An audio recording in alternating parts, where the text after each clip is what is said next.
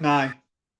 What's going on, everybody? This is AJ Capasso here from Coventry Circle Paranormal, and I'm here with my good old friend. Alyssa the old, by the way.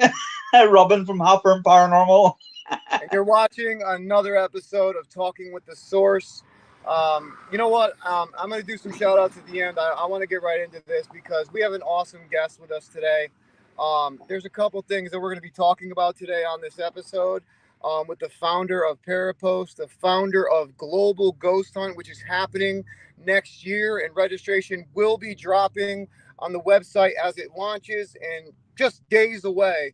So we're going to be talking about that too. So if you're part of a team or a researcher, or if you just want to volunteer and be part of an epic historic event, a 10-day event for paranormal live investigations, please stay updated and watch this episode.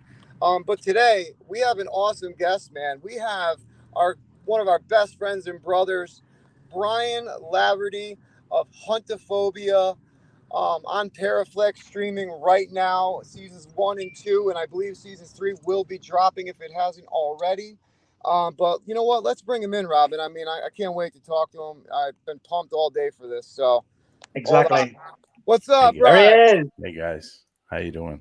Good. How I'm you doing? sounding a little, I have to be honest. I'm sounding a little bit rough today. Not a lot of sleep last night. So if my voice sounds a little scratchy, you know why. It's all good. That's all right. Apparently, I didn't have much sleep last night either. He had a busy night Yeah. Oh, really? Why is that? No, not at all. on Not the at street corner. Thanks, Robin. Thanks. No problem. I almost spit out my water on that one. Yeah. You know what? He's lucky he's all the way in the UK. But Yeah. anyway, I want to get right into this, my friend. So we have some big things coming up, Brian, that you've been doing, that you got us involved in, which we're super grateful for. First thing I want to talk about, man, is Global Ghost Hunt. Please tell all the teams and researchers out there how they can get involved, what it is. I mean, they've been seeing these videos. I'm sure they kind of understand, but please give us the rundown. So basically, Global Ghost Hunt is going to be an event that's going to be launched next year. Like you said, 2023. It's going to happen twice a year. It's going to happen in May. It's going to happen in October. The May one starts on May 4th and goes to the 14th. And the one in October goes from the 19th to the 29th. So basically what this is going to be, it's going to be, like it says, a global ghost hunt.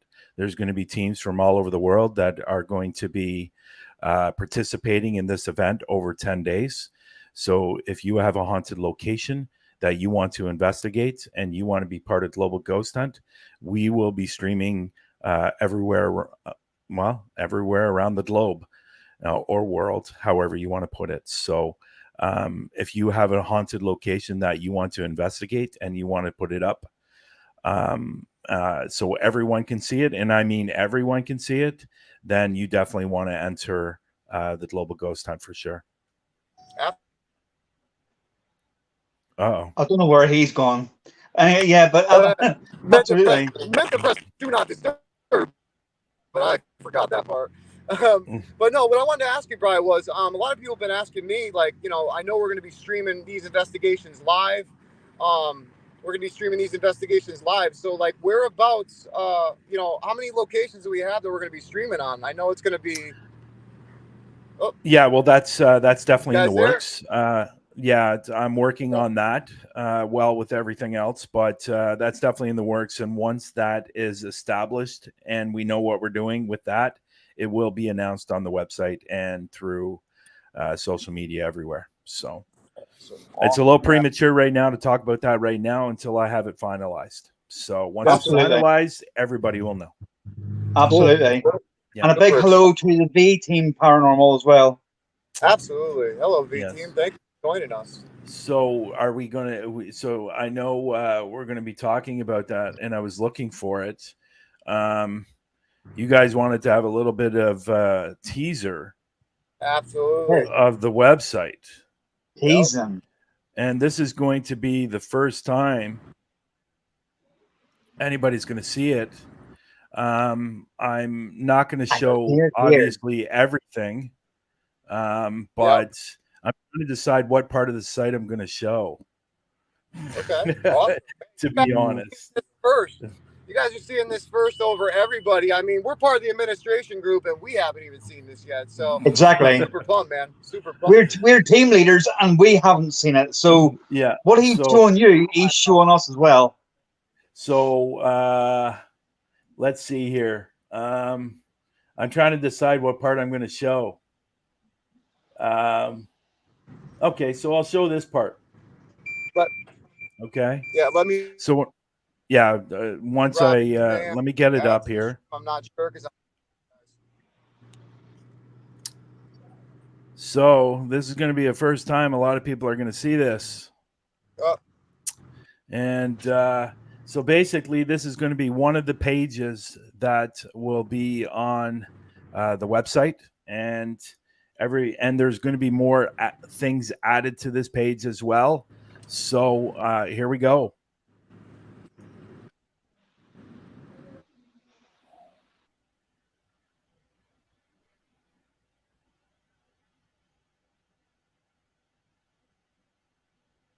As soon as AJ comes back to us, right? you know, there's always one, isn't there? Like, oh, there he goes. Can you share it? You can share it at your end. Yeah, I think I can. Want me to put the camera just fully on you? Oh, here he is.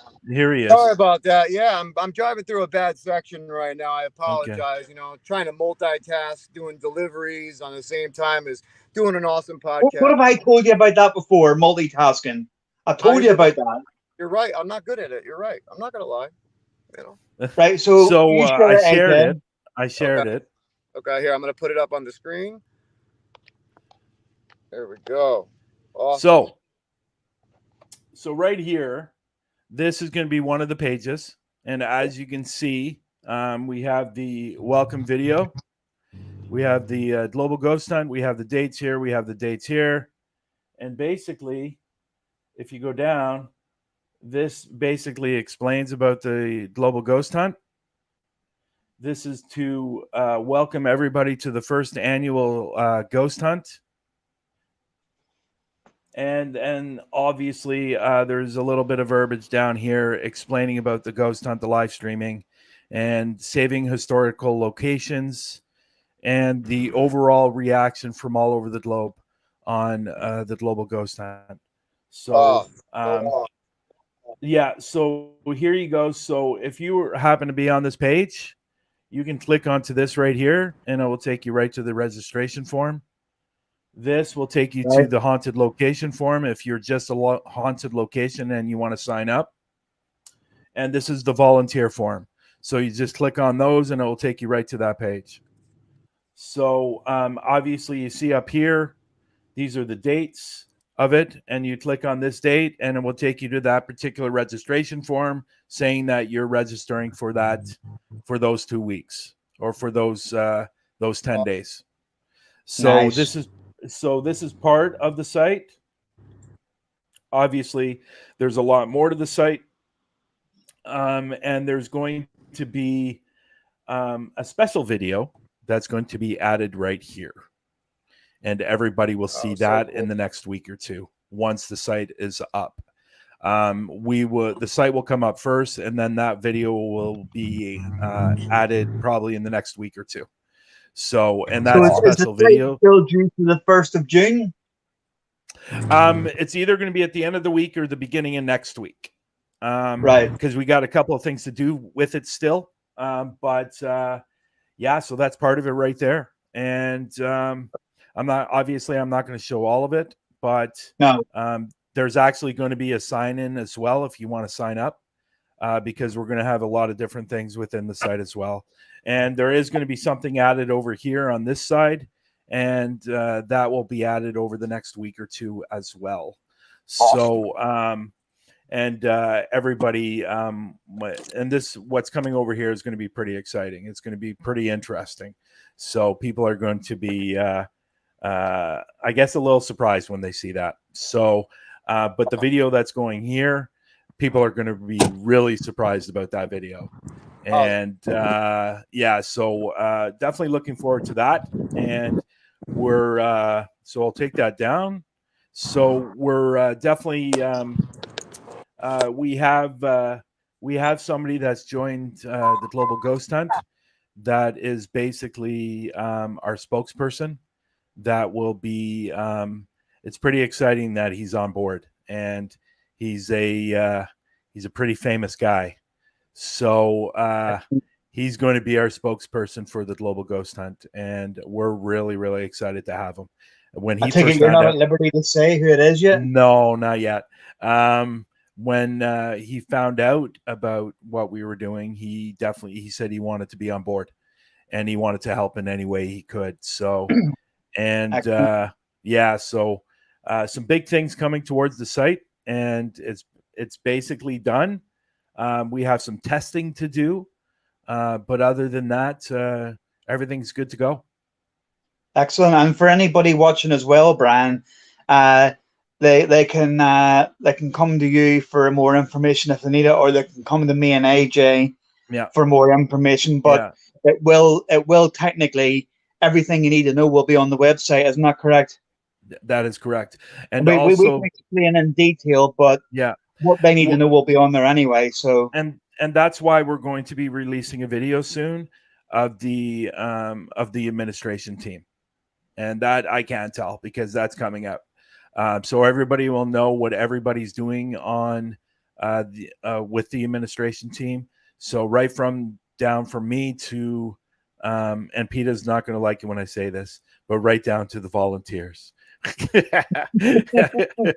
the reason I say that is because Peter made a comment today that volunteers is at the bottom of the list. Well, it wasn't done on purpose. Better not be watching. What's that? it wasn't done on purpose, but no, but it is. You sort of you set them out, from top to bottom, really, don't you? Yeah, and that's why I felt it was important to create a video that's going to be showing all the administration team, and that video will also be going on the site as well. So basically, people know who they're talking to. And everybody really is as important. Really, when you think about it, it's only literally the job titles that actually categorize people, but the volunteers and stuff, they are as important as anybody else, really, when you think about it. And they are. And Peter, and I'm positive Peter will do a wonderful job. And I have no doubts about that. But I think it's, like I said a few seconds ago, I think it's really, really important to put an administration video on the website so people know who they're talking to when they're reaching out to somebody. So if the teams are speaking to the team leaders, then they know who they're talking to. And I think it just makes for a better, what's the word I'm looking for? It's a better, I can't think of the word, but it's better for everyone. It's a better way of doing it, because if anyone's going to come for like the locations team leaders, and instead of everybody going to you and you saying, no, go to Robin and AJ, or, if you want to do like multimedia and you're saying go to such and such, at the end of the day, once it's all shown on there and everybody sees who's on what, they can come straight to that person rather than everybody going to you all the time. Yeah, well, and this is the thing as well. So as soon as the registration or as soon as the paranormal investigation team signs up, everybody that's in the team leaders for the paranormal investigation teams will get that email, and they will reach out to them, and that's when the relationship starts, and that's when the support starts. And like everybody on the administration team believes in the same thing I do. And that is full team support, full location support, and full volunteer support as well. I never seem to say that, but the volunteers are going to get full support as well, and because they're just as important as anybody else, because they're putting in their their time to help us. And I've had so many people reach out to me about when's the website going up, because I want to volunteer. And I'm really, really happy that people are doing that. But like I say to everybody, the site will be at the beginning of July. It will be up. Now, whether that's this Friday or Monday, or maybe pushing it to maybe Tuesday, no more than that, the website will be up by then. And it's funny because I had a message through, and I didn't realize I did this, but when I set up the group page on Facebook, I must have done this by accident because of the fact that WhatsApp has been connected. So I've been getting messages through WhatsApp asking me what is the Global Ghost Hunt. I actually had a message the other night, and they're waiting. They're going to be signing up, so they're waiting for the website to come up, and so are a lot of other people too. I know, but what people need to understand, and we want the site to be perfect. Yeah. We want everybody to come to the site and just not come to the site and register and that's it. We want people to stay on the site because there's going to be a lot of other things on the site as well that people are going to be able to look at or watch.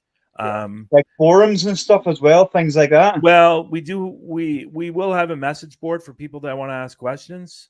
Yeah. But what my plan is, well, actually, I'll hold off on saying that because... Hey, guys, wait, not to interrupt you. I may lose you just because of the area. So, Robin, just keep going if I end up losing you, all right? Okay.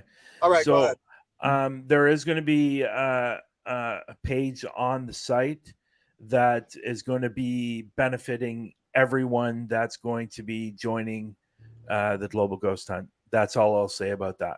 Okay. And it's going to benefit everyone that's involved. Yeah, absolutely. Yeah. And remember, people, the website is coming, but greatness can't be rushed.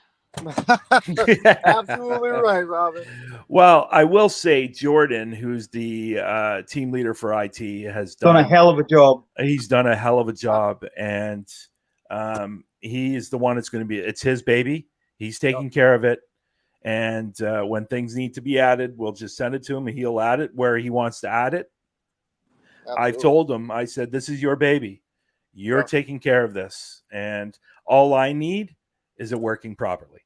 Hey, you know what's awesome too? We also have an amazing multimedia department that we have, and I just want to shout out to them because Humphreys, all of them, they've just been doing an amazing job.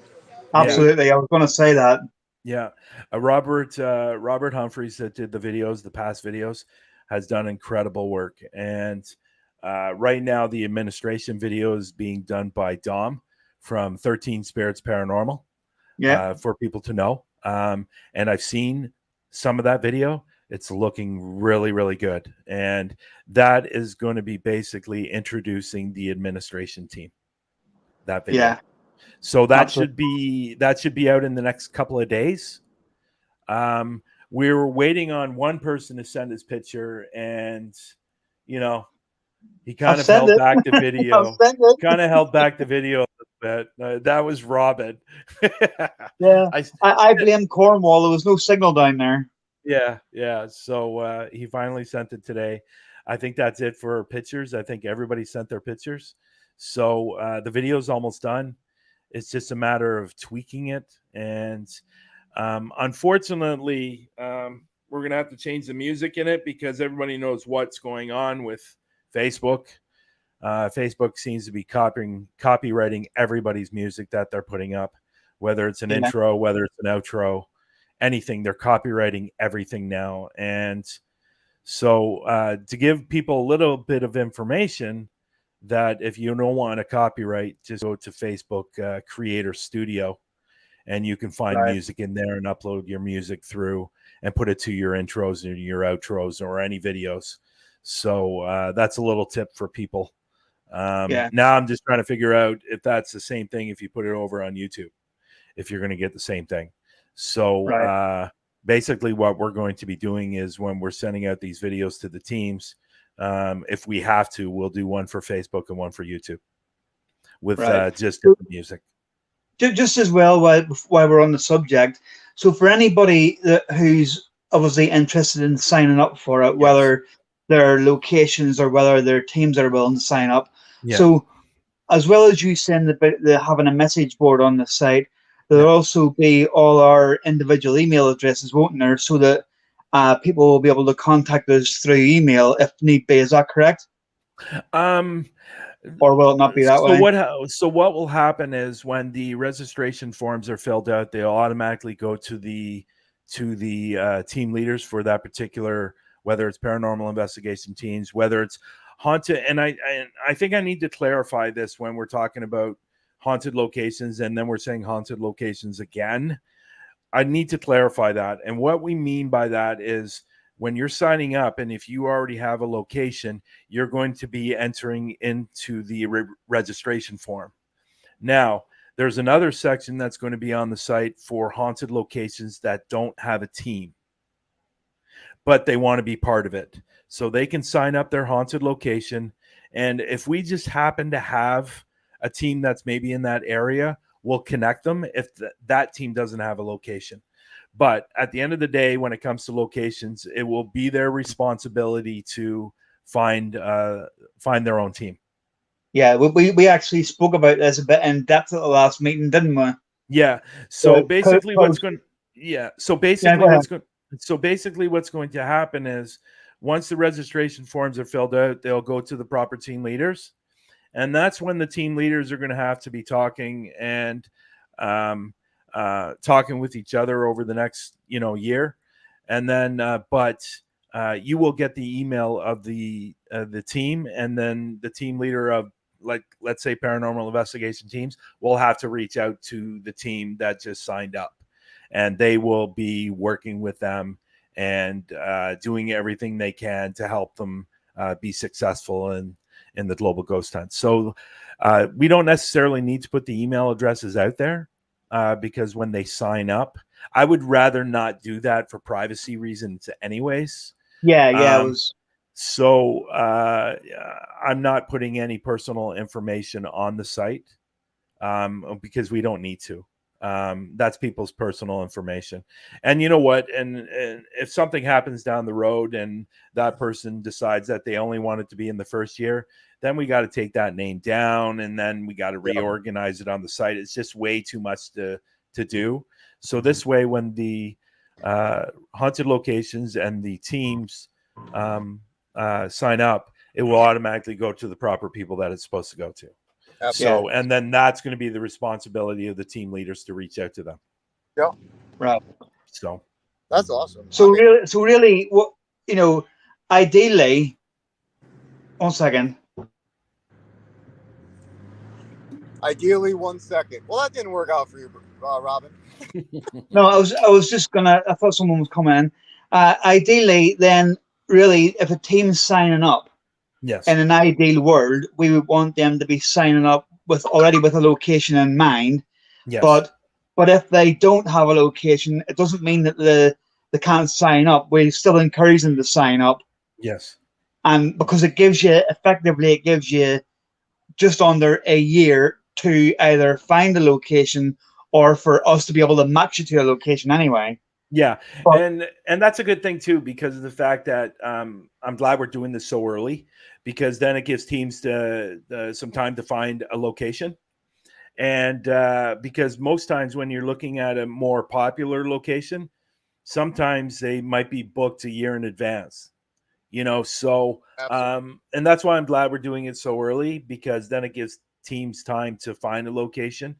If the teams just want to sign up and we happen to have a location that signed up and they're in the same area, we'll definitely connect them, and they can go out and investigate in that area if they want to. We're not going to force anybody to do that. It's completely up to them. But if they're having problems finding a location, that's just one avenue that they can go down. So I think honestly, my feeling is most of the teams that are going to be signing up are probably already going to have a location. So, I think so, because a lot of people that I've talked to who are interested said that they have, a lot of locations that, that they're ready to do. So, I mean, I'm totally pumped. I don't think people really know the grand scale of what we're doing. We have a whole committee, and I don't think people really understand. I think they may just think, oh, it's a fly-by-night thing. But in reality, this next year is the first year of many years to come. And this is a big deal. You know, this is a big organization that you started, and like I said, we are super proud to be a part of it. Like honestly, AJ, like I really planned this. Like I've been planning this for a little while before I actually brought it to you guys. Yeah. So I had a lot of different thoughts in mind and stuff like that.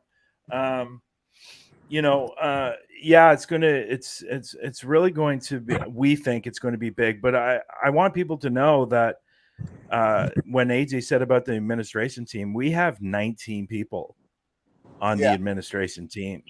Yep. Like these are people that are dedicated to the paranormal world and love paranormal investigations and just love the industry itself. And that's why they were so happy to come aboard. And even with the spokesperson that's coming aboard, he found out about it and he said he wanted to be part of it. And we were more than happy to have him a part of it. And so I've been getting tons and tons of messages. When's the site coming up? Can I volunteer? When can my team sign up? It's been all kinds of questions, which have been great. Yeah. Which means that people are interested. But there's a lot of things that are going to be coming down the road in the next couple of years. So this is stuff that I've already planned and in the next couple of years. And people are going to be surprised when they find out what happens in 2 years. And it's going to be an incredible time for the global ghost hunt, because honestly, we want it to be global, and we're going to have many countries involved. Yeah. And like the messages, I think I got a message last week from Germany. Wow. And they want to be involved. So we're literally going to be everywhere. Yep. And I'm going to tell these paranormal investigations teams that if you want to get noticed, if you want your team out there and people to watch your stuff, this is the way you want to do it. Absolutely. You want to join this because you are going to get out there across the globe. And I say globe because of Global Ghost Hunt. And I just like I said earlier, I'm just getting messages from everywhere, and it's a really positive thing, and it's a good thing, and I'm really looking forward to see what happens when the site launches. And from our end as well, especially from your end, we're only really looking to sort of get ourselves out there like we want the other teams to. We're not benefiting from any more exposure than the other teams and stuff. No. We're only really working to make sure that we're all on the same level, really, aren't we? Yeah. And I'm glad you said that, Robin, because we're going to be exposing the teams and the locations. But what I want for everybody else that's on the administration, I want to get them exposure as well.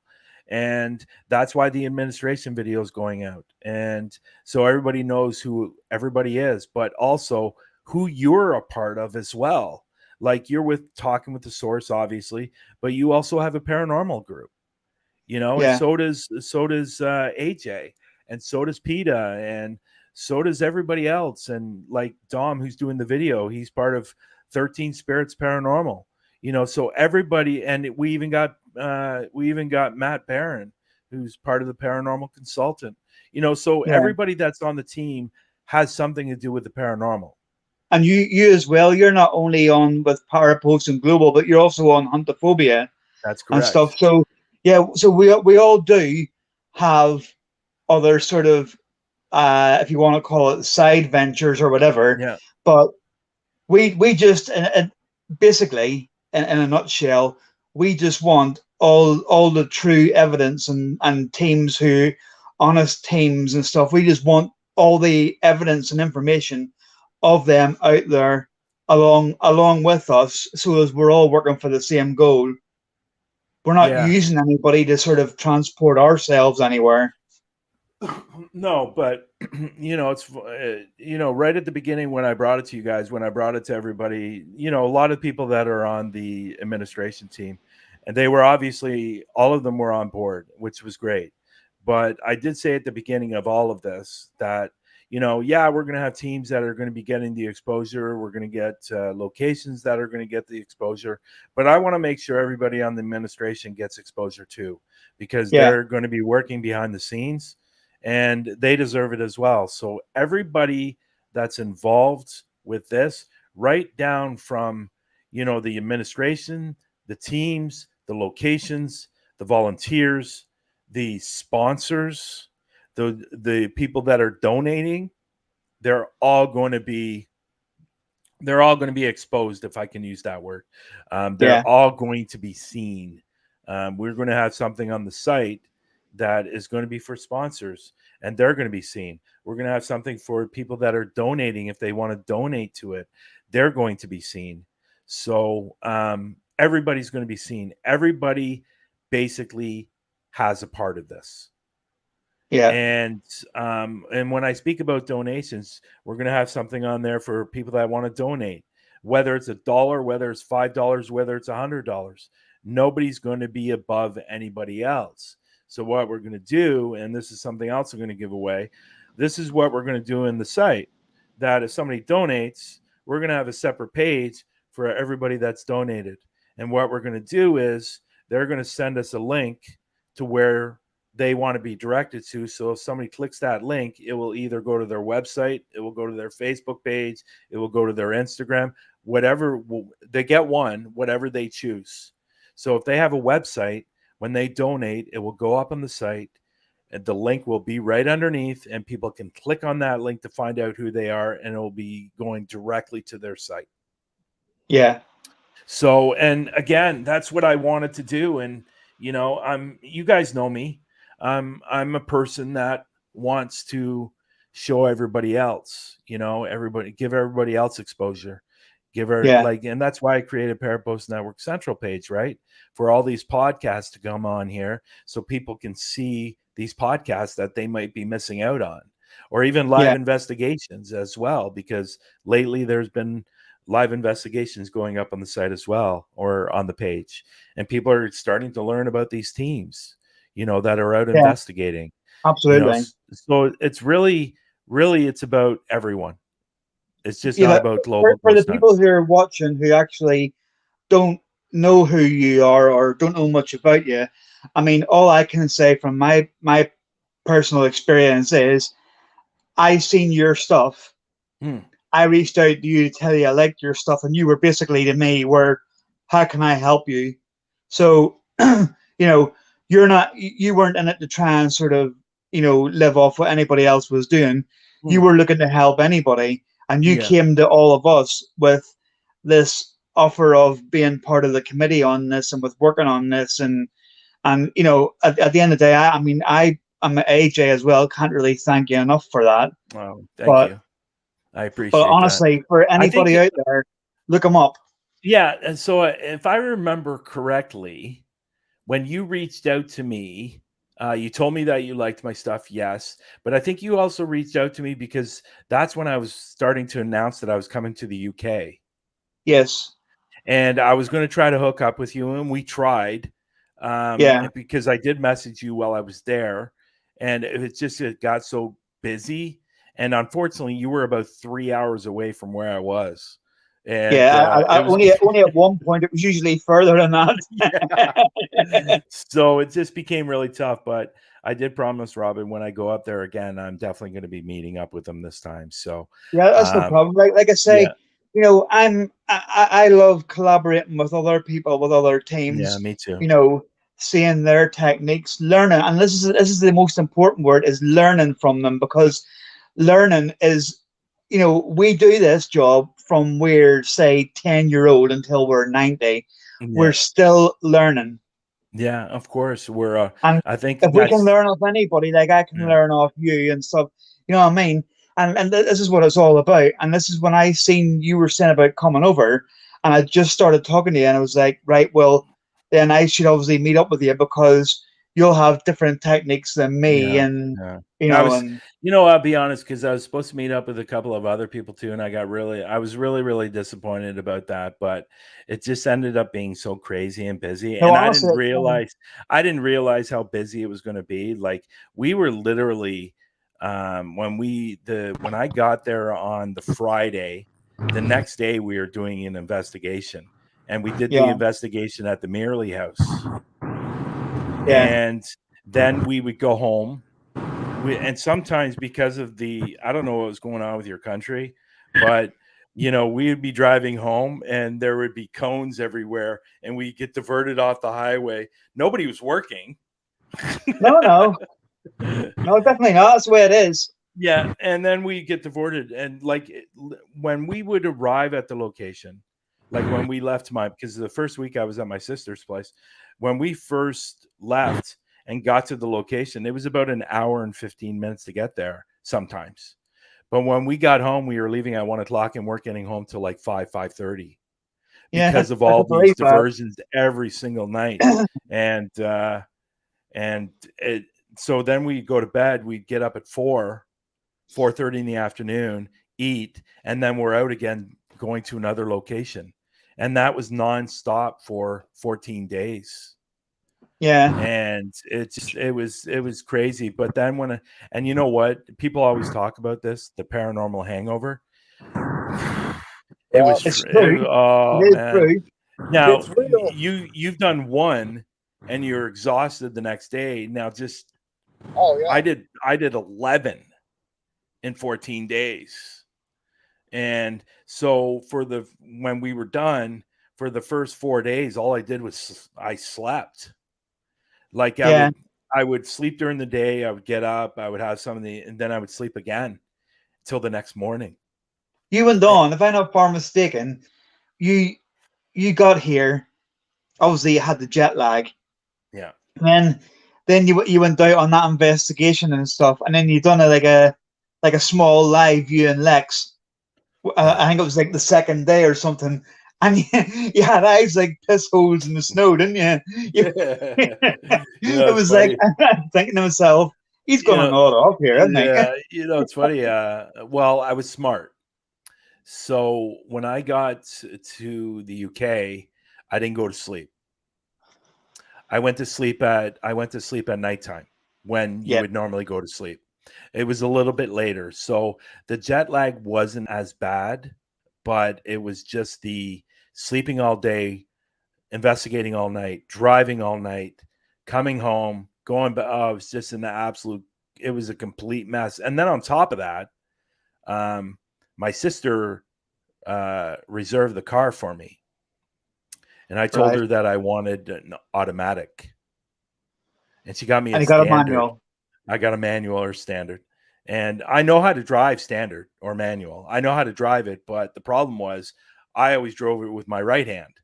So I had to learn with my left hand. And then you got all these roundabouts everywhere. And the town that Lex lives in. Milton Keynes. Yeah, well, it's not a very big town, really. But they have 180 roundabouts. There's one. Oh my There's god. one in a place. There's a place about. It must be about 20 miles from Milton Keynes. I don't know if you went through it or not. It's What's the called town Hemel called? Hempstead. I might have, yeah. And there's actually a roundabout. I haven't seen it, but I've been told about it. There's actually a roundabout that we drive around the wrong way, which you would think would be the right way, but there's other roundabouts leading off it. Apparently it's real confusing. Yeah. So is that on the way to Stoke? No, that's the other way. That's on the way to The other London. way. Okay. Yeah, I don't think we went through that town, but it was crazy. It really was crazy. But at the end of all of it, I'm glad I did it. But when I got home, it probably took me about 2 to 3 weeks to really get back to my normal self, Yeah. and I just felt like tired all the time. And so I finally got back to, my normal self. But I tell you, it was a fantastic trip. It really was. I'm definitely doing it But again. you've heard it on here, people.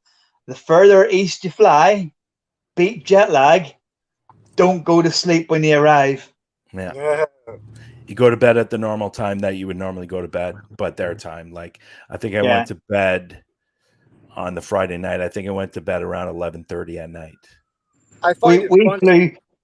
Go ahead, AJ. I was gonna say I find it funny that like it actually affected you, Bryan, because you know us paranormal investigators we're insomniacs, so it's amazing it actually affected you. Well, you know, it's funny because I couldn't figure out if it was jet lag or if it was the paranormal hangover. Yeah. Or maybe it was both. Yeah. Yeah.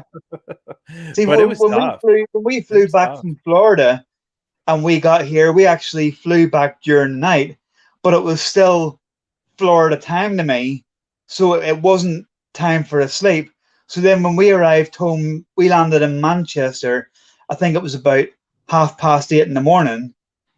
So we were arriving back in the daytime, and it was like, all you wanted to do was go home and sleep. But then you thought, I'll not sleep tonight as it was in UK time. So you literally then had to stay awake all day. Yeah. Yeah. Oh, it's tough. It was tough. I know people don't know this, but I'm not a fan of flying. Really? I don't like flying. You don't? No, I don't like flying, and it's I've never liked flying. I think I don't like the taking off and the landing. Then when I'm in the air, I'm okay, but it's the takeoff landings that I don't like. Yep. Oh, I love a takeoff. Do you? Yeah. And I don't like how you have to swallow or you chew gum or your ear pop. Yeah, your ears popping, and it's like I tell you what, the chewing gum thing never helped me. Yeah, and you know it's funny. It's funny because of the fact that on the way down there, I was on the plane and there was a baby right in front of me. I've never been able to figure out why somebody would take a baby on a flight that's like 8 or 9 hours long. It's just it never makes sense to me. Did they cry? But the funny thing is my ears were plugged the whole flight, and then I had the headphones on watching the movies, so I couldn't really hear anything except the video of the movie, and so that was my saving grace. So my ears were plugged. Sort of go off subject a little bit, but have you ever had like a bad experience on a flight, or is it just the fear of flying you have? It's just the fear of flying I have. Because the thing is, I actually should hate flying, but I love it. But I remember one time, not just to cut a long story short, I was flying from Belfast to Newcastle upon Tyne, which was like a 45-minute flight, and we were obviously we were in the air. It must have been about a good 55 minutes, and there was loads of fog, right? But you couldn't see a thing out the window, and nobody was coming through on the tannoy and saying, you know, we're going to be a bit delayed landing, you know, there's no visibility or stuff like that. And I swear, as I'm sitting here, we must have been in the air for about 2.5 hours, and nobody, not the pilot, not the air hostesses, nobody was telling us what was going on. And I'm sitting there thinking, we must be in Sweden by now, you know what I mean? And all of a sudden, I happened to be looking out the window, and the ground just appeared and landed. And I thought, wow, that was freaky. Nobody said what we're landing, and it was like, oh, the ground disappeared.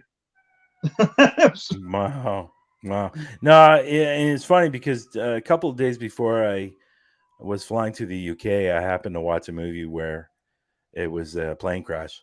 So it probably wasn't the best choice of movies to watch. So, you know, AJ seems to be taking a tour everywhere, right? Yes, yeah. He's going in and out of stores, and I just started doing. No, he's trying to show us all his little work spots. As we speak, so I apologize to all the viewers because I don't like doing something like this because this is very unprofessional of me. But I did not want to miss this episode, so I didn't want to miss this episode of the podcast because you guys are coming on, you know. So I was like, oh man, I was like, Robin, I'm sorry, but I may be a little discombobbled, but I'm gonna come on. So it's all good, man. It's all good. It makes for a different video, that's for sure. I know, right? Tell me about it. It's all good. It's all good. So I'm actually lucky because if things had went how they usually go when Julie goes for chemo, I'd have been doing this from a hospital by now. But it went fast today. So Well, it would have matched you if you were in the hospital because you are pretty nuts. So. Well, you know, it's funny is every time I watch your videos, I know where Robin's going to be sitting, and it's always like a side view. Yep. And he's got to look over. Yep. yeah, I'll show you what it is if I can. I'll show you what it is. Hold on. I've got one and Julie's got one. It's one of these, right? So it's like it's got a light on it if you need it, and it's got a phone stand, and it clips on to a table. So I have it clipped on the table, and I have it bent round. Yeah. So the phone's facing me. Yeah. But it makes me look like I'm on like I'm at an angle. Yeah. Are you? You're not though, then I guess. Or are you?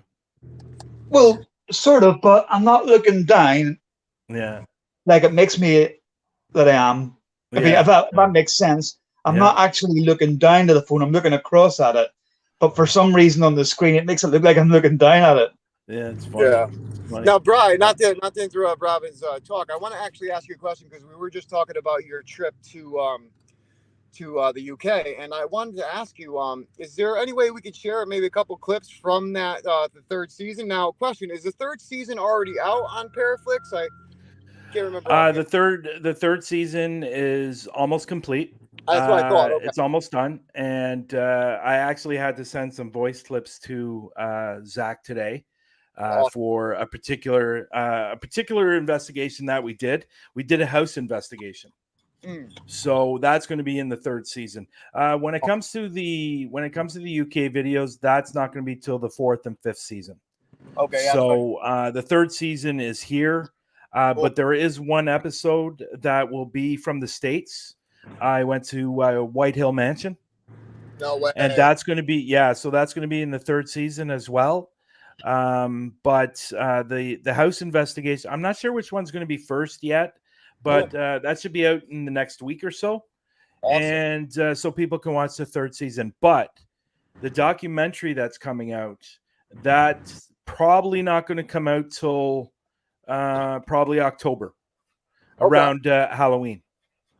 Okay. Which I think is great. So, but that documentary's good. Zach has already told me that it's looking good so far, and he's working on that as well. But third season should be out in the next week or two on Paraflixx. Cool.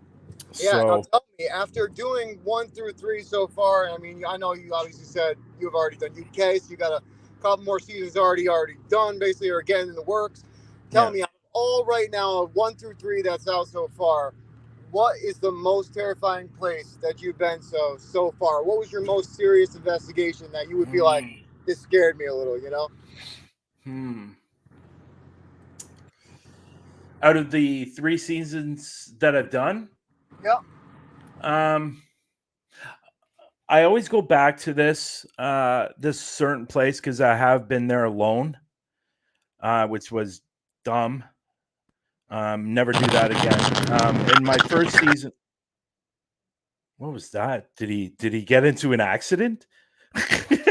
Must have. That sounds like he got into an accident. It sounded like screeching of cars. Wow, yeah. I hope he's okay if that's what happened. No, I would say he's back in again now. There he is. Yeah. That sounded like you got into a car accident when you went offline. Sorry about that, guys. I pressed the wrong button. Okay. So, when you went offline, it sounded like there was a car screeching. I can't hear him now. There he goes.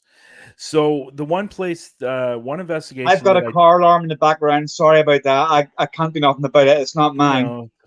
No, that's okay. So that's why I'm going to mute while you're talking. So there's one location that I did in the first season that is it was a bridge, and I don't know why this bridge is so haunted, but out of any of the videos that I've done so far, the bridge is probably the one that I don't get that scared, but I don't really get scared, but that's the one that made me nervous. That was the most that one was really the most intense one that I've done over the 3 seasons. I love the bridge, I really do. It's like if I were to take somebody, they would definitely get scared. But myself, I don't really get that scared.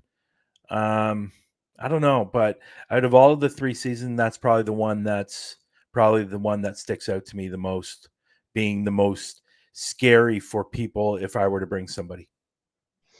Yeah, I don't. I'm like you. I don't get scared. I get more excited when something happens. Yeah. 'Cause it's like we're in this field to try and prove what is actually out there. So when you get a chance to go somewhere or activity starts happening, and people usually go the other way, I'm like, no, no, no, no, I'm going that way.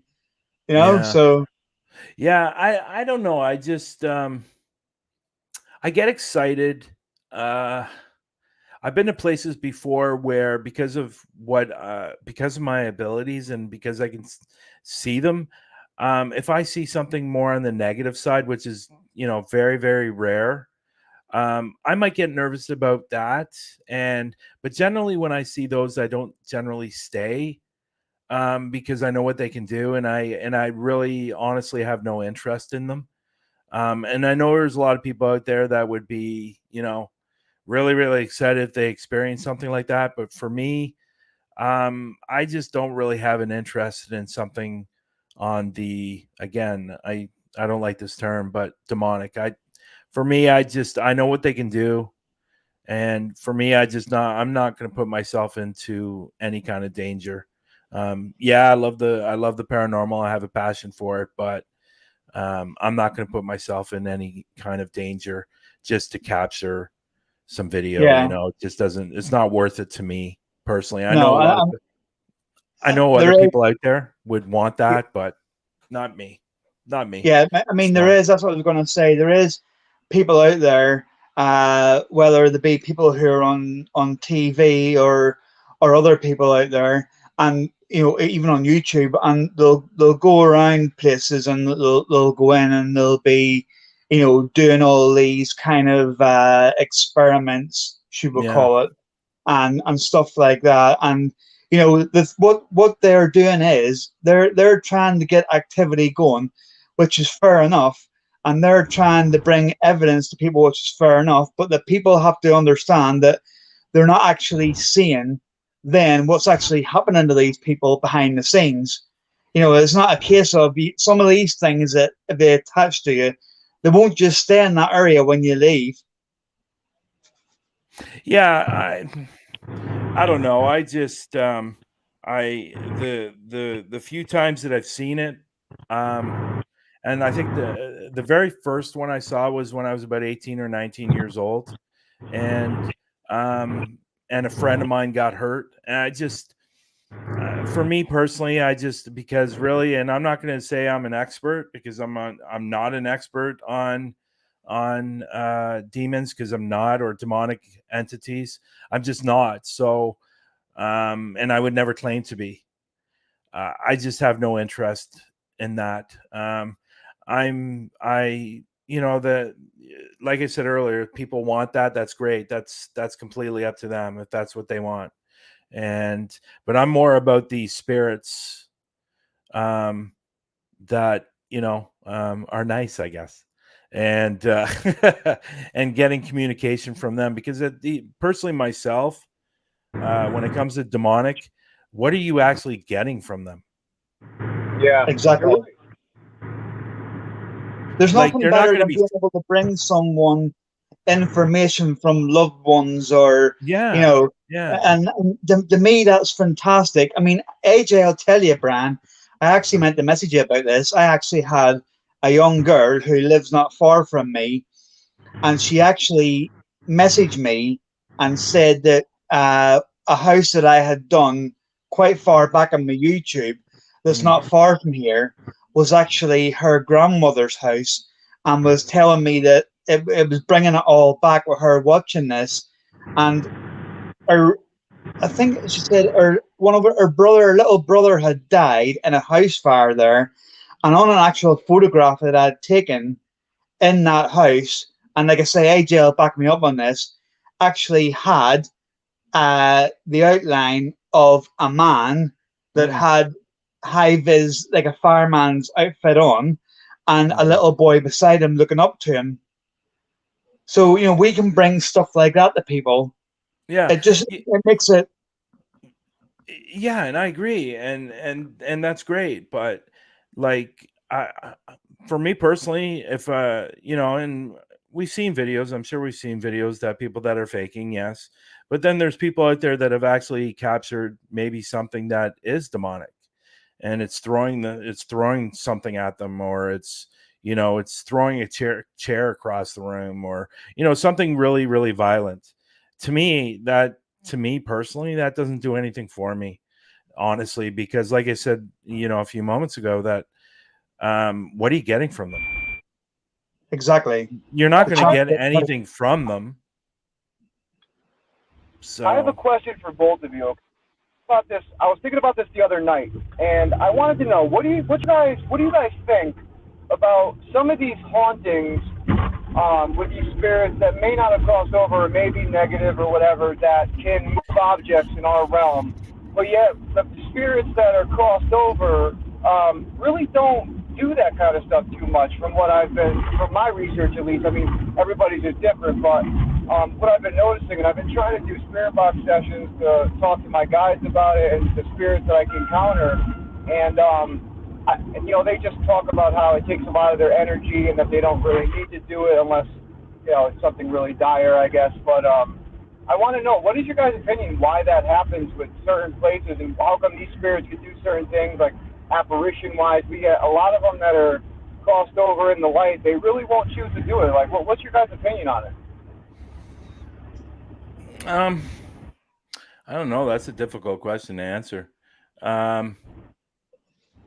I don't know. I guess I've never really thought about that before, to be honest. And I'm guessing, and I'm only assuming, and because, again, you know, I'm no expert. I do what I do because I love what I do, but trying to find answers and stuff like that. But, you know, I think we've all been told that, you know, certain spirits have more energy than other spirits and are able to move, you know, certain things, and some aren't. And, you know, I don't think, I don't know. I don't think anybody's really going to have the answer to that. And if they say that's the correct answer, for me personally, I don't think we're ever going to have all the answers. And, you know, we can all assume that why certain things happen, and, you know, why certain things don't. But I don't think we're really ever going to have all the answers, unless one of us dies and then we come back. And I know that's happened to you, AJ, but I didn't get all, you know, no. you didn't get all the answers. But No. I don't know. That's a tough question to answer. Why some do it and some don't. I wish I knew. I knew. I think personally, now this is only going by my aspects of it, that I think a lot of it, not all of it, but a lot of it is to do with how the person was in their mind when they were alive. Like, if someone, let's take someone like, say, Ted Bundy, right? Yeah. Obviously, was a serial killer. He was a sick, evil man. So, to me, you know, that's not necessarily going to change whenever he does pass on and cross over. Maybe if someone had a traumatic death, if they were brutally murdered, for instance, maybe they would, in spirit mind, might be vengeful. I mean, I don't know. I'm only going by. Yeah, and I I get look that. at it. I do believe that the way you leave this, the way you were in life and the way you leave this life is the way you're going to be in afterlife. That I do believe. I do believe that. But I think what AJ's kind of saying is, why are some spirits able to move things and some aren't?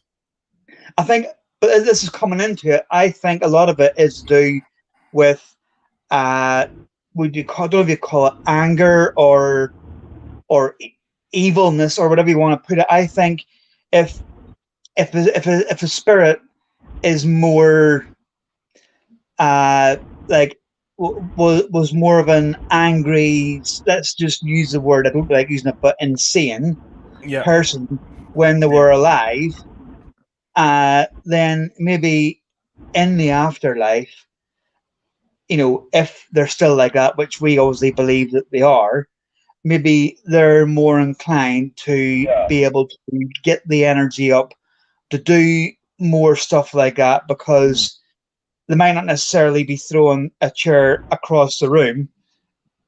Excuse me, they could be throwing a chair towards one of us investigating, but it goes another way, if you know what I mean. So, maybe it's all to do with how the person was. I mean, to me, if someone is the most kind-hearted soul when they were alive, they're not going to pass on and then start hitting you with things.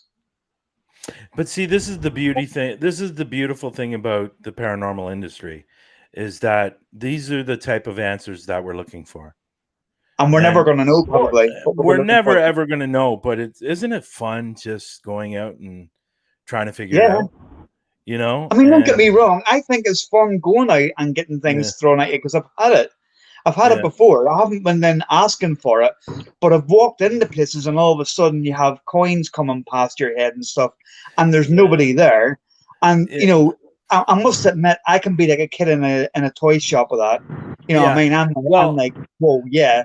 But there's a video that I have on Paraflixx. It didn't happen in that video because I've been to this church a number of times, but I went with my son's friend wanted to see the church. So I took him, and we had a book thrown at us, and it's actually in the video. And, it wasn't directly thrown at us. It was like thrown off the piano. And so stuff like that's cool and all that stuff. And obviously people want to capture that stuff, but I'm really talking about the more the demonic side that I'm just not interested in dealing with, to be honest. Absolutely. I mean, the reason why I even brought it up, right, is because you see a lot of cases when it comes to demons or negative entities where they will do that type of stuff more often than when you see, someone who's, is a nice spirit or, a genuine spirit. Cases. Sorry if I cut out there. It happens in both cases, good and bad entities, but it seems to happen more in the negative.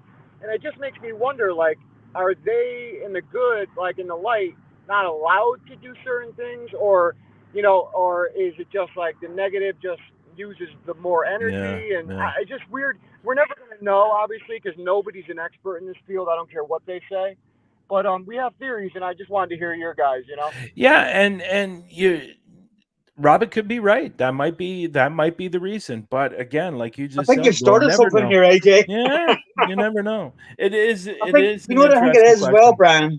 Yeah. Sorry to cut you off there. I think just before I forget this, because I've been meaning to say this and my mind slips, but I think as well, it's all down to your methods when you go in somewhere. There's a line between going in somewhere and have stuff thrown at you, or going in somewhere and asking for that to happen and then having it happen to you.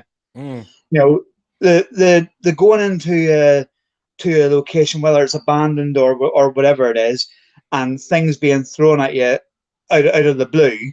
To me, that's someone, sort of like, I'm here, trying to get your attention. Whereas if you go in somewhere and, start calling stuff up and is that the best you can do? Throw something at me. Then you're asking for bad stuff to happen.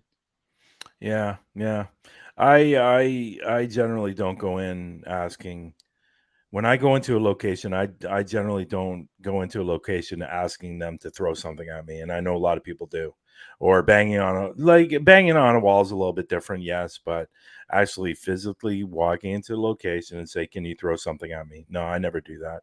That to me is a type of provoking, and I Yeah. don't generally provoke. I rarely provoke, and I try to go into every location being as respectful as I can, and I even say that, and introducing myself really shows that as well.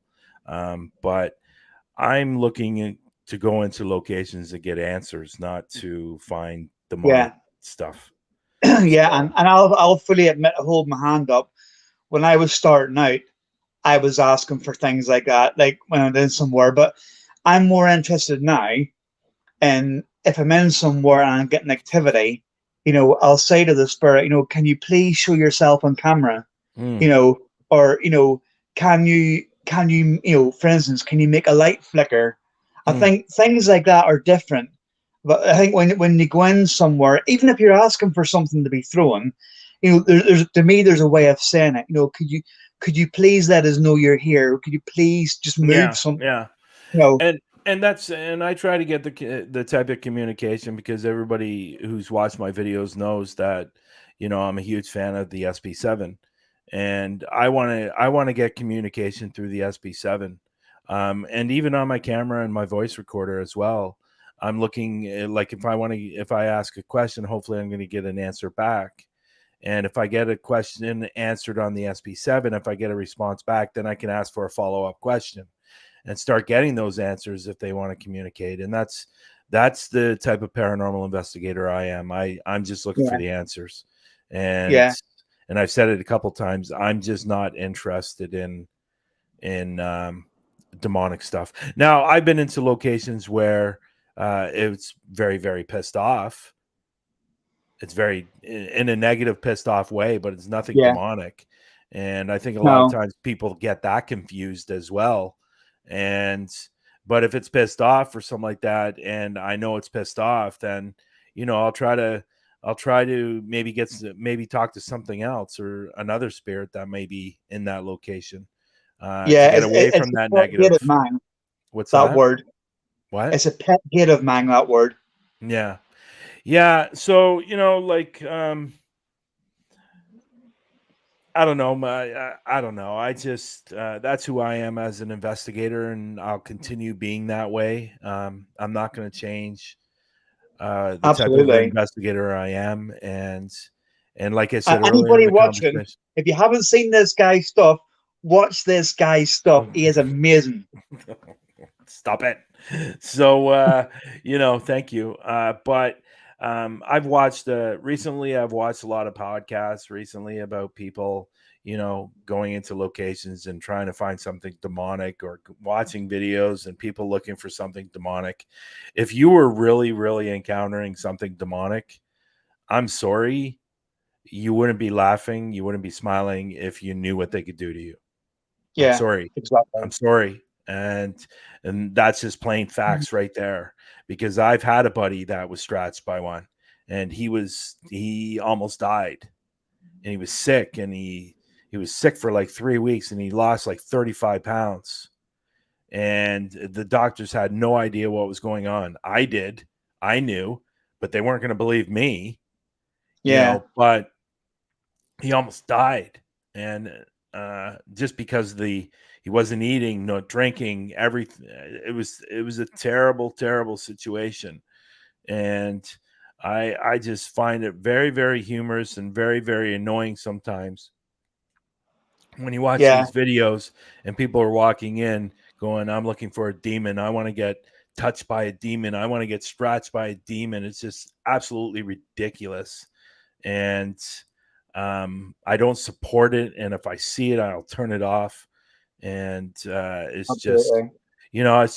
it's bad enough. Like, and we've heard this, and many people have said this in the industry. It's bad enough that we're having people not believe what we're doing, but then you got these people coming in and faking these videos and making it worse for us, Yeah, real researchers or investigators looking for the real answers. And yeah, unfortunately, until that stops, I don't think we're ever going to be really taken seriously, to be honest. No, you're right. and not only that, but I think as well, when you see these videos, and I don't care what anybody says, it's clickbait when they say, demonic activity at such and such, and you watch it, and what they class as demonic activity is a stone being thrown or a voice saying, "Get out." Well, that is not demonic activity. No. Yeah. No, I just the clickbait thumbnails really get me too, and like if I put up a thumbnail, it's usually okay. Let me put it this way: when I have a thumbnail up on my videos, it's usually because that's something that's happened during the video. Absolutely. Either it's said something or it's done something, or like the church video that I had up, and the chair, you see the picture of the chair, is because something was said on the SB7 that I put in the thumbnail, and it literally said on the thumbnail, "Come sit." Yep. And that's what was on the SB7. It said, "Come sit." I do the same. So I generally put stuff on the thumbnail that's happened through the video. I don't put like, "Oh, we encountered a demonic entity." I don't put that stuff on my thumbnail because I think it's crap, and that's just clickbait. And unfortunately, people fall for it. So, and I know Lex is really, really big on that as well. Yeah. He hates that as well. Yep. And I understand I understand the people that do the videos want people to watch the videos, but stop fooling people because, it's just wrong. It's just wrong in my books. It's nice to see you home. Dude, I'm telling you what, I just want to say to all the viewers out there, anyone who lives in Connecticut, who lives in the Durham, Middletown area, do not get Verizon, because if you're not around a Wi-Fi, you are not going to stream on StreamYard. Oh, I give up. I just came right home. I'm like, nope, I'm not missing any more of this. I've been to Connecticut. My ex-wife's sister lived in Connecticut for about 2 or 3 years, and I actually drove down there to pick her up to move her back to Canada. That's why I was there. Oh, yeah. I wish you told me. They are. No, that was. I'm going to be aging myself here. Another life. Yeah, that was about 18 years ago. Cool. Time flies. Hey, Bryan, I wanted to ask you, would you be willing to show a couple clips from the Huntaphobia? What would you like to see? Well, you show us what you like the most. Now, I was on your podcast before, right? And I showed these clips, didn't I? From the UK? I'm not sure because you were with. You did, yeah. Yeah, but there's the mausoleum. You only showed a couple. Well, I don't think anything from the new season though. I don't know if he's wanting more teasers. That's what he wants. I know. I don't know if I have any. Oh, wait a minute. Let me. I might. So let me show you a little bit about. Now, none of the words or anything like that. So I was doing a house investigation, and I don't know if you're familiar with this group, but this group, I'm gonna have to turn on this. This group, they're called Reckless Adventure. Okay. Have you ever heard of them? I haven't heard of them. Sure, yeah. So if you look on YouTube,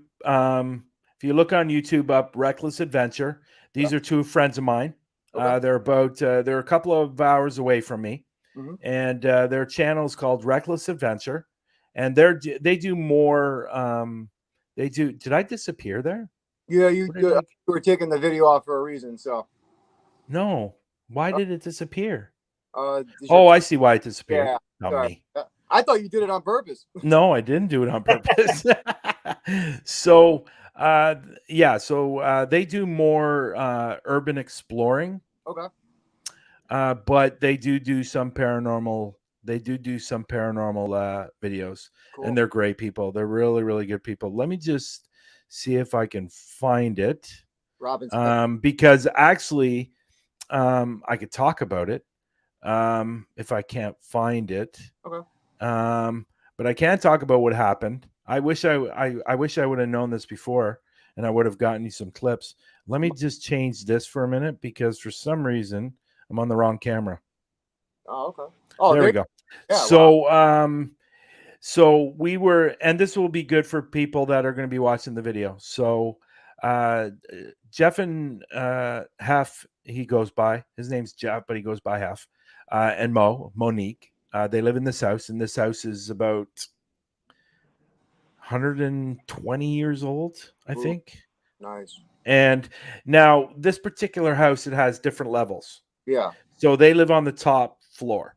Mm-hmm. Okay, so there are other floors. And it's really interesting because when I first got there, when I was walking up the stairs, I heard a woman.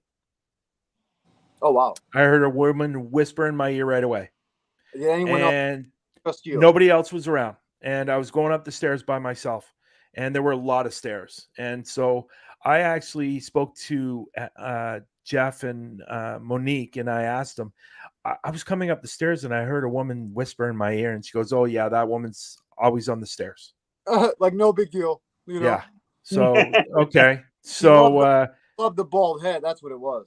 Yeah. So I with this particular season, I tried to avoid using a lot of equipment. Okay. So it was more about me, than about my abilities. Yeah. So there is going to be scenes in these videos of me not using equipment and me trying to get my abilities active and working.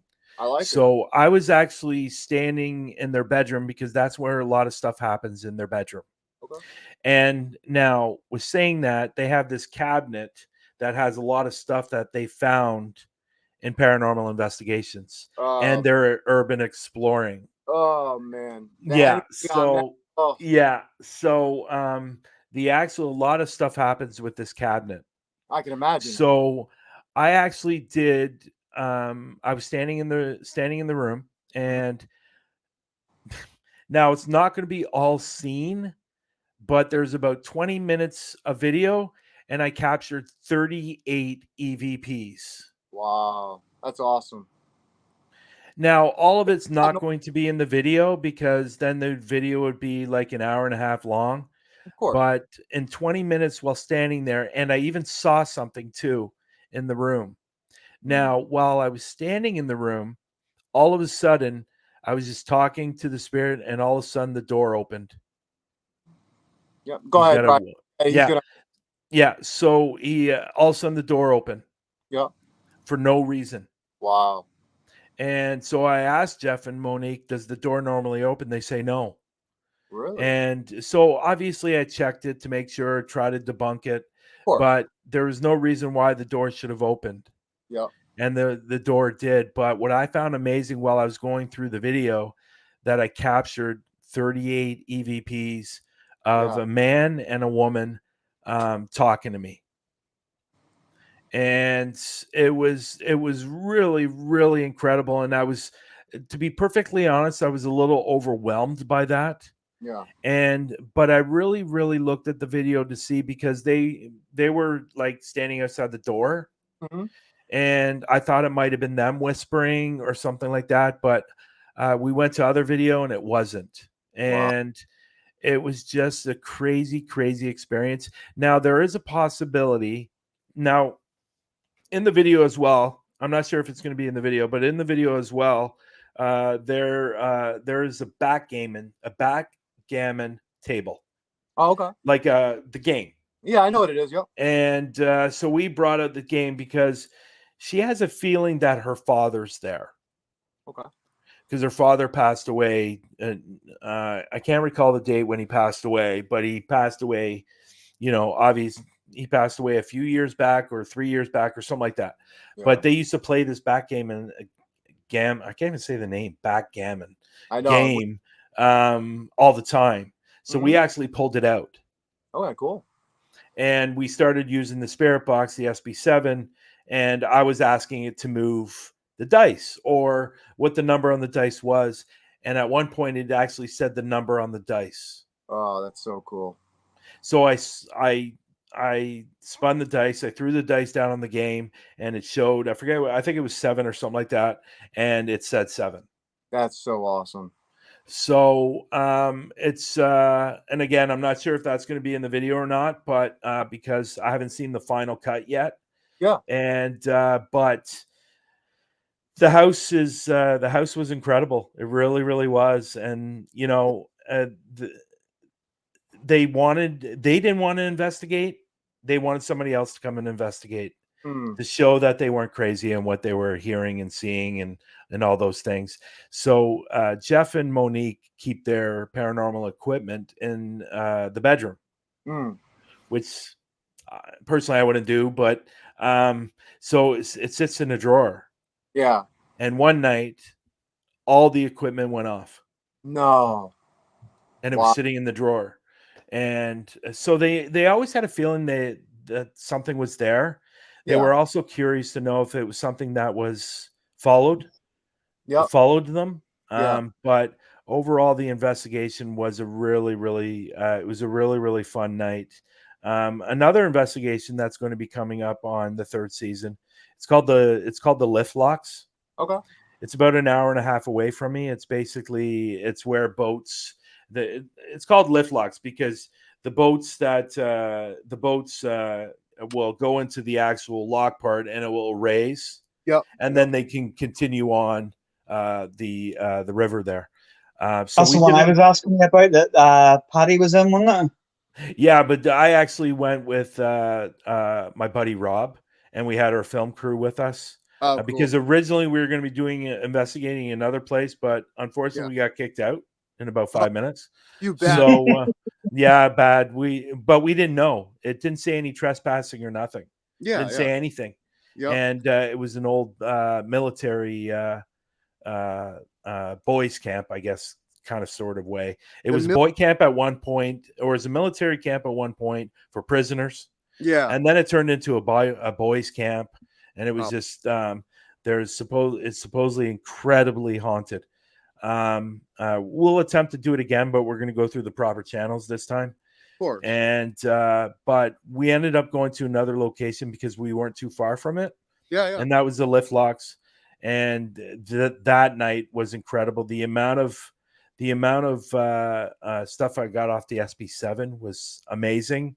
Yeah. And it looks like we even captured something on the FLIR. Oh, really? Nice. So yeah, so that's really not. What's that? I said what I've noticed from myself using the FLIR too. I mean, everybody's different, but with me, it's not easy to really always catch some on the FLIR camera. You know? And what's great about it is it looks like we caught something, and then I caught an EVP on the camera mic. Oh, that's so cool. So, and we actually captured 2 EVPs on the camera mic while I was doing the FLIR. And this is the FLIR it's not an app. It's not an app. It's the one that you see on the ghost hunting shows out, not the gun one. The actual where you can plug it into your phone. Yeah. You can do it on a tablet as well, can't you? What's that? You can do it on a tablet as well. Yes. I've used it in my videos before. I used it at the prison. Oh, cool. That was in my 2nd season. And we captured, while I was doing that, we captured an EVP. Okay. While I was using the FLIR. I like the FLIR, but I just don't use it enough, you know. And but my real go-to is the SB7, the voice recorder, and obviously the camera. So, but I seem to catch a lot off my camera. Yeah. I seem to get a lot of EVPs off my camera for some reason. I have a mic sitting on top of the camera as well. Yeah, me as well. And this mic is incredible. It could probably capture a flea fart from 5 miles away. Yep. I know. So it's just incredible.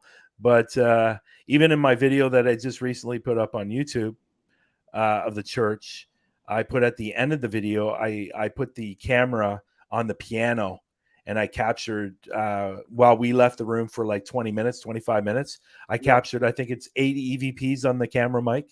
I remember you telling me about that. Yeah, so that was a really good. That just came out 2 weeks ago on YouTube, and it's a really, really good video because it captured a lot of things in that video, and I even captured an EVP on my GoPro.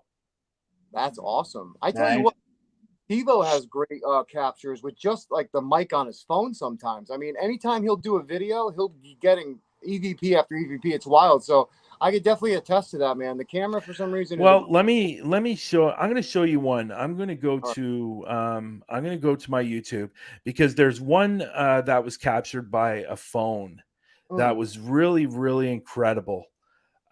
This is actually, and I've actually not in this particular video or not in this particular investigation, but I have done the Blue Ghost Tunnel, and it is on Paraflixx. Cool.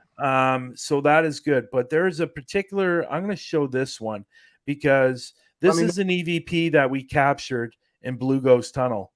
Okay. So let me just share my screen. Okay. I'm already waiting for it to come. Let me do this. Let me do the audio. Let me share. So let me actually go to the actual, where did the video go? Oh, there it is. Add it. Do you see it? Hold on, I'm going to add it. There we go. So let me turn up this. Perfect. Now, see if you can hear it. This was at Blue Ghost Tunnel, and this was actually captured on a phone, and that's what reminded me when you were talking about the phone. Awesome. Did you hear it? I'll play it again.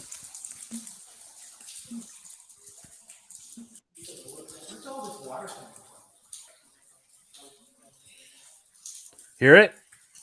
I heard something. Yeah, I heard it very faintly. Go it again? Yep. Or do it again?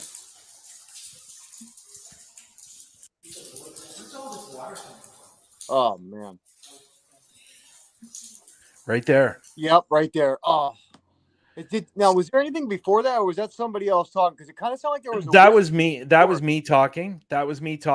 And then all of a sudden, we captured this EVP on the phone. Yep. This was my buddy's, my buddy Antonio's phone.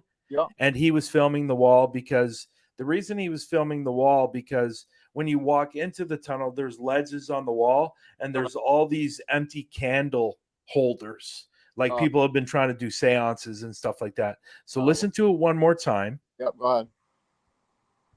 And tell me what you think it's saying. Now, keeping in mind, absolutely no women on this investigation.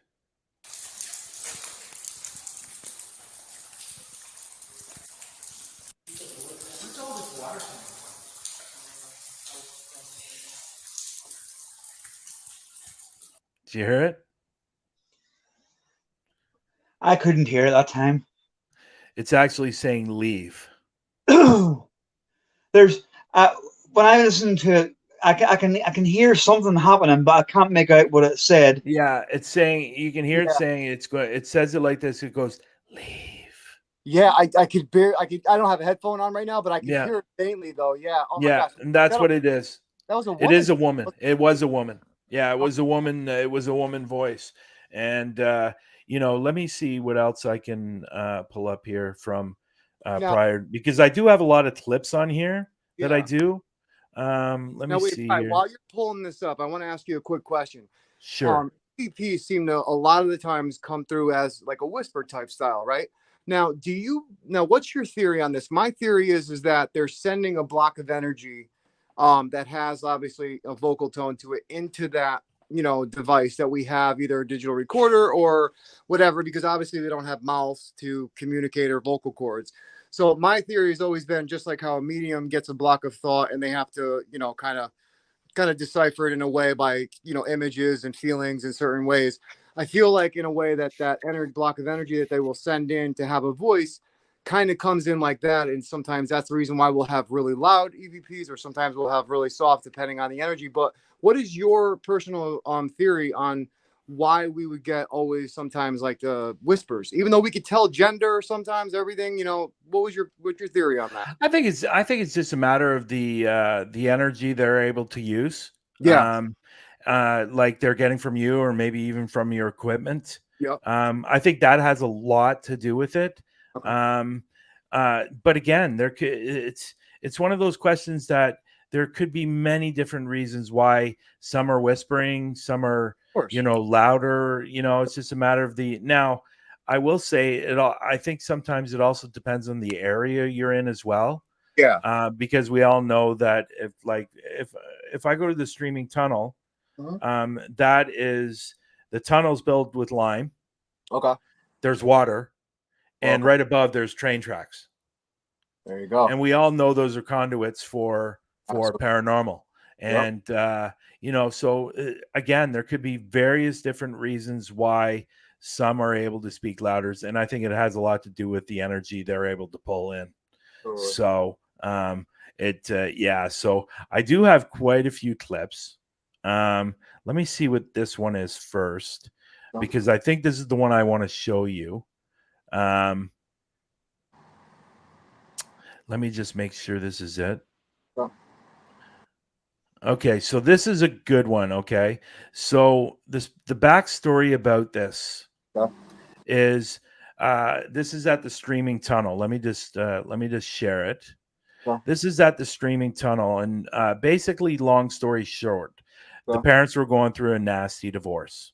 Okay, and the parents were going through a nasty. Did it go down? What happened? Went away. Yeah. Sorry. Let me share it again.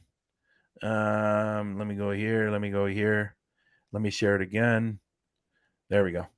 Cool. So the parents were going through a very, very nasty divorce, and what is going on? I don't know. That's weird. You're not hitting anything. It's funny. It's every time we try to do this, it's like when you try to show something, it goes all crazy. Okay, so can you see it?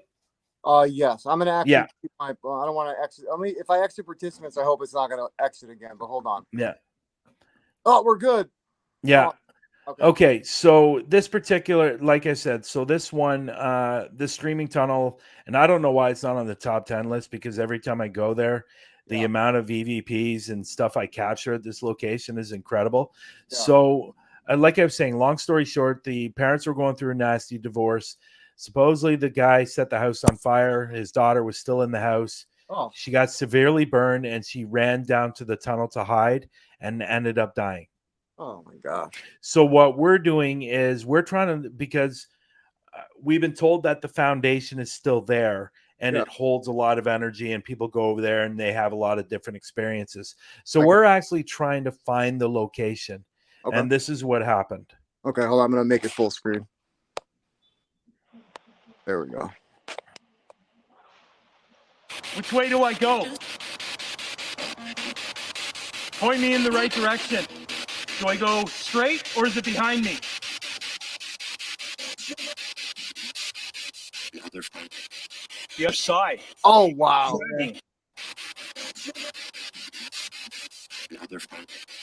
The other side. Yeah. Or is it behind me?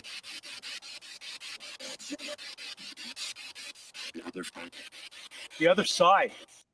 Wow. Now, no, wait, Bryan.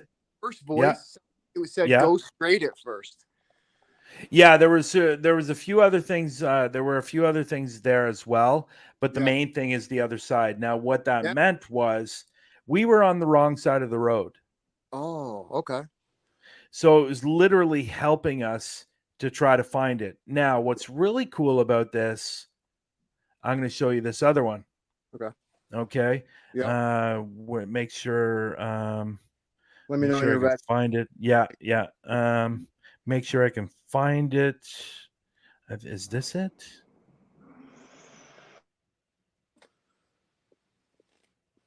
Let me know when you want to put full screen. Yeah. I just got to make sure this is it. Yep. Can you help us find it?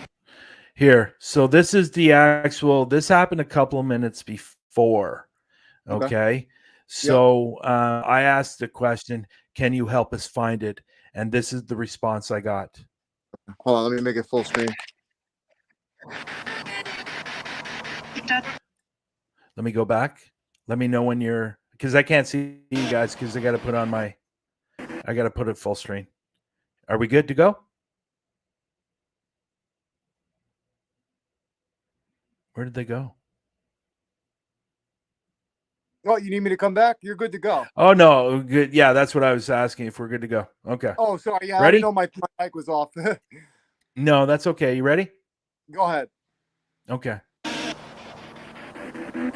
Can you help us find it?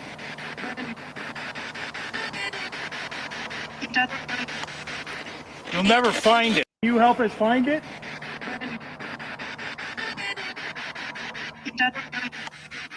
You'll never find it. Find it?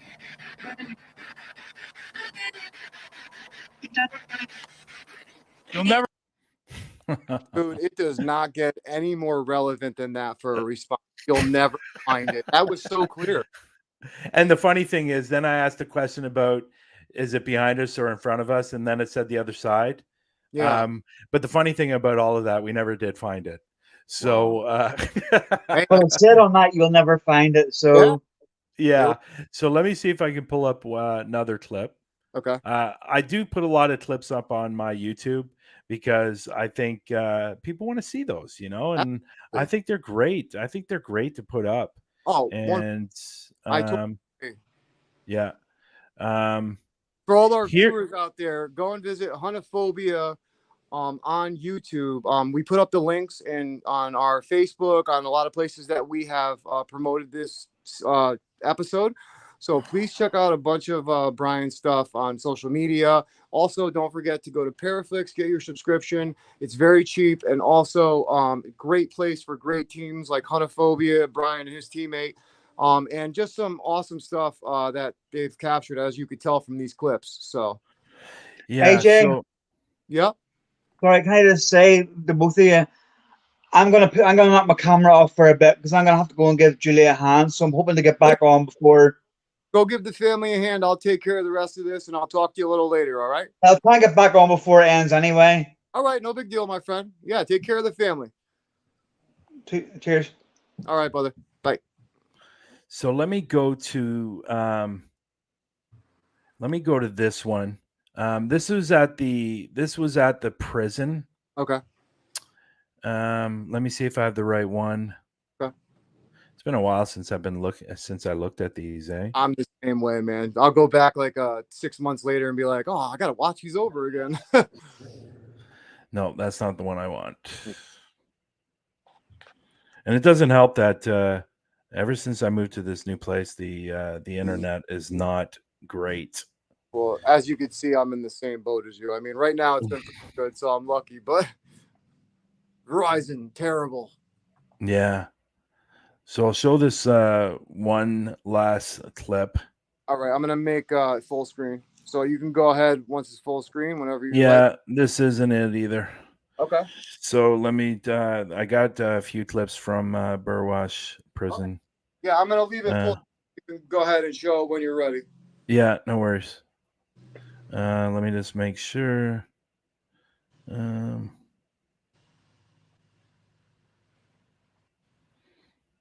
This might be. Oh, this is it here. I got it.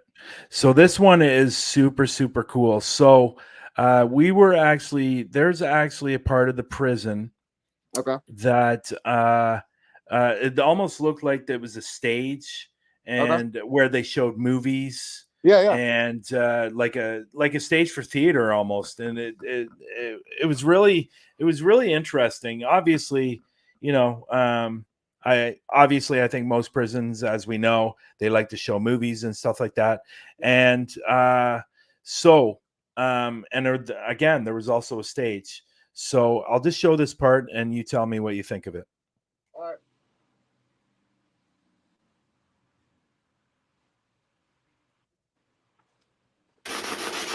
Did you watch movies in here?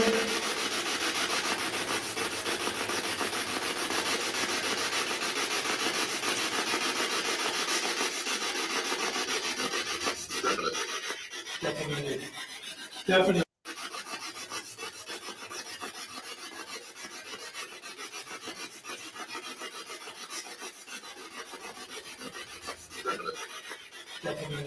Wow. Definitely. Did you watch movies in here?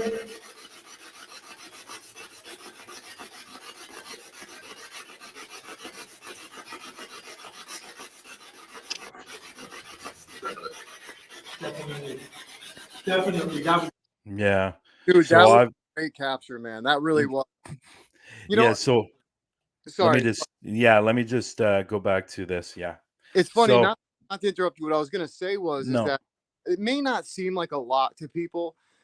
Just one word answer or whatever, but people who don't really understand, that aren't investigators, and why we get so excited is because this thing is scanning at like such a fast rate through these radio frequencies, and to get a relevant response like that is not easy. It's not just a coincidental thing that'll happen.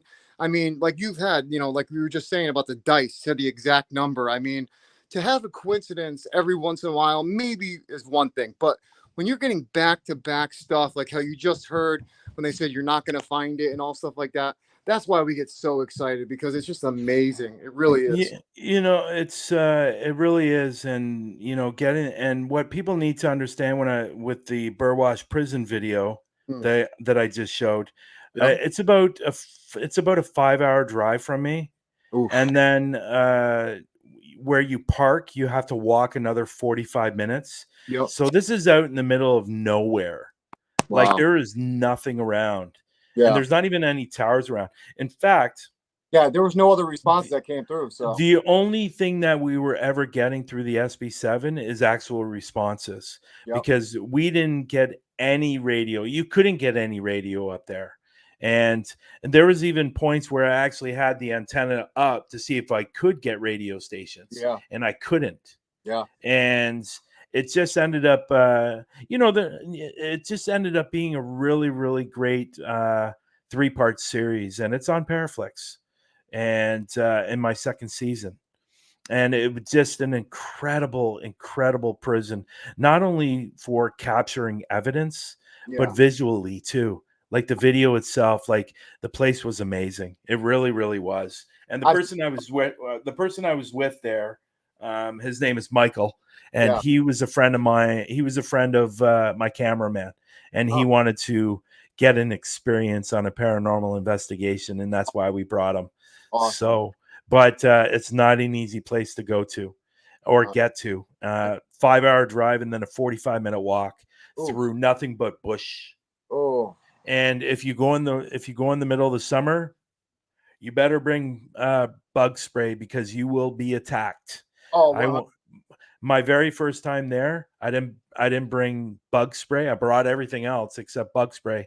And by the time I got to the prison, I had at least 1,000 bites on the back of my neck.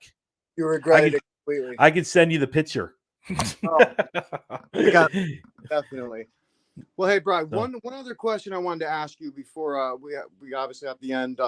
Unfortunately, I have a concert tonight, but I'm so happy that you were able to stay on for 2 hours. Thank you. I appreciate it. You're going to be coming back on again anyway, man, because I love you to death. You're my brother. And obviously, there's just so much that we could talk about and keep going. But one of the last questions that I wanted to ask you was, what are some of the abilities that you were working on in season 3 that you were talking about? Or sorry, season 2. I apologize. Right, season 2. No, season 3. Oh, season 3. Season 3. Yeah. So really, what I wanted to do is I obviously I use the equipment in the episodes, but I really was trying to get away from using equipment and really trying to get my abilities working. Of course. And because people know I can see things, but I can't really hear them or see facial features. I can tell between a man and a woman by looking at it, by gut, by feeling. And so I really tried to stay away from certain points of the video, the equipment. And there was a time I was at the lift locks, and I was actually not using any equipment, and I was just saying, I'm trying to open myself up. I want you to come to me, talk to me.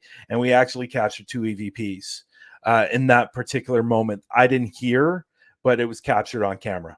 Awesome. So that's really what it was about. And the exact same thing with the residential house investigation I did. And we also did a museum. And the museum that we did, I also tried to attempt that as well in the museum. So there's certain parts through the videos that I'm attempting to try to use my abilities rather than using equipment. Oh, I hope I didn't lose you. No, you got me. I pressed the wrong button. Sorry. Plug it in my phone so it didn't die on me. No. But no, that's great, man. I mean, what are some things that you experience? I mean, I know obviously you said you see some things in the physical sometimes, but is it a lot of feeling wise that you get? No, it's actually seeing. Oh, The okay. only it's actually seeing them. So when I see something, Yeah. it's usually a black figure, pretty solid. But when it's something on the demonic side, it's usually a translucent black smoke that moves around very, very slowly. But when it comes to me wanting to know if it's a male or female, that's when the feeling or the gut feeling comes in that this is a man or this is a woman, or never existed as a man or a woman. Yeah. So that's what I get. But ever since I got back from the UK, and I've told this on other podcasts as well, that ever since I went to the UK, my abilities have changed. Oh, I can imagine. Now I am starting to hear them a little bit. Now I am starting to see some facial features.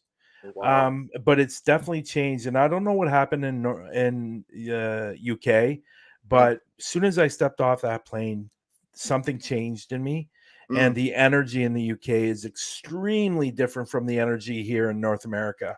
And I was able to see things and hear things, and people are going to see it in the videos over there than here, but for some reason they stayed.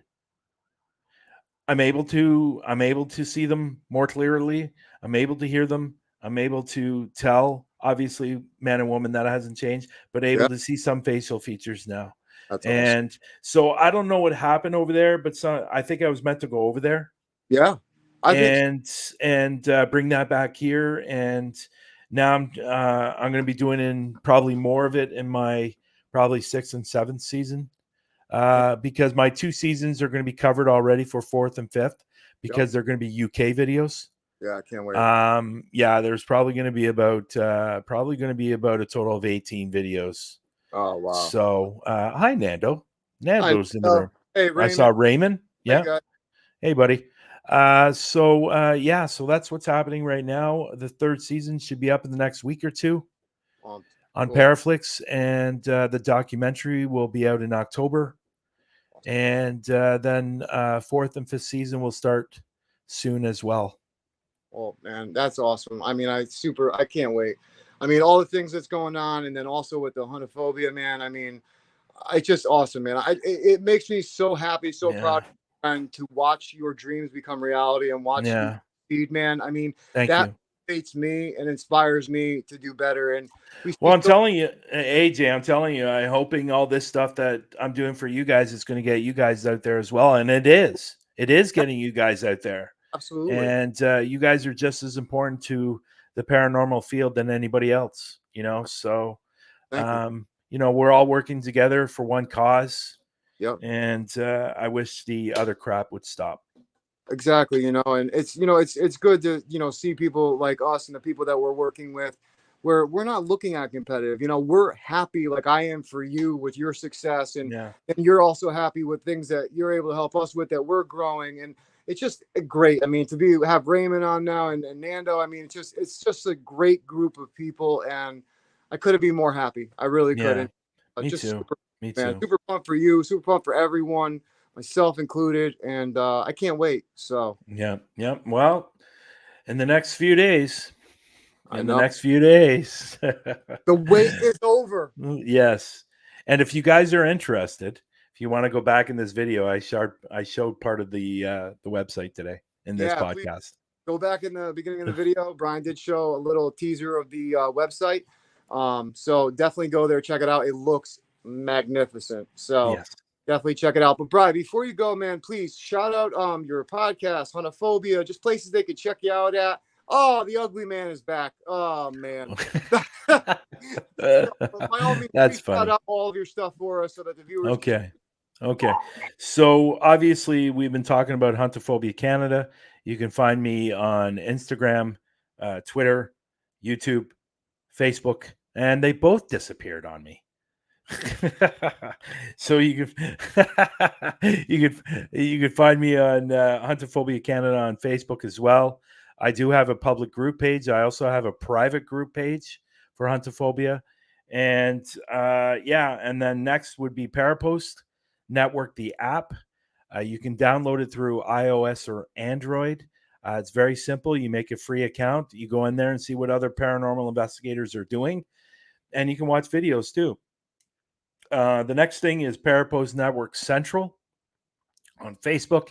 If you have a podcast, if you do live investigations, bring it over to Parapost Network Central. I'll make you an editor, and you can start posting your stuff on there, and you can start getting some views. I'm also on TikTok on Huntaphobia Canada. The next thing would be Global Ghost Hunt. You can find it on Facebook. You can find it on Twitter. You can find it on TikTok, and you can find it on Instagram. And I think that's it. And one more thing, and Lex will kill me. Yep. If I didn't say it, yeah. You can also find me on YouTube on Through the Lens with Bryan and Lex. We also stream it on Parapost Network Central. We also stream it on to Huntaphobia Canada. We do stream it on to PD Region Paranormal as well sometimes, and along with Patty Adams, the G Team Paranormal. We also stream on there as well. So you can find us basically anywhere. Sounds great, man. Absolutely. Yeah. And can I mention one thing? I'm going to mention one more thing. Okay. Yeah, please. Recently, I did an interview for a magazine. Yep. And that should be coming out. I think not this episode, the next episode, or the next magazine. I did a interview with. When that comes out, I'm going to share it everywhere. And you can go and check out that interview that I did for the magazine. So I'm looking forward for that to come out as well. Absolutely. Oh, that's awesome. You didn't even tell me about that. I see how. No, Fantastic. I haven't told anybody about that, actually. There's only one person that knows, the person who interviewed me. That's awesome. Well, So you've heard it on here first again. Well, Bryan, I thank you so much, brother, for coming on. I'll be talking to you later tonight anyway. And like we always Absolutely. do. Look forward to it, man. And please, guys, all the viewers, go check out all of Bryan's stuff from Huntaphobia, Parapost, Global Ghost Hunt, Through the Lens, a great paranormal podcast. Go check it out, Through the Lens with Bryan and Lex, every single Sunday at 4 p.m. Eastern Time, 9 p.m. UK. Amazing paranormal podcast. Please go check it out. And just check out everything, man. And also look forward to the website dropping. And Bryan, thank you so much, brother. Yes.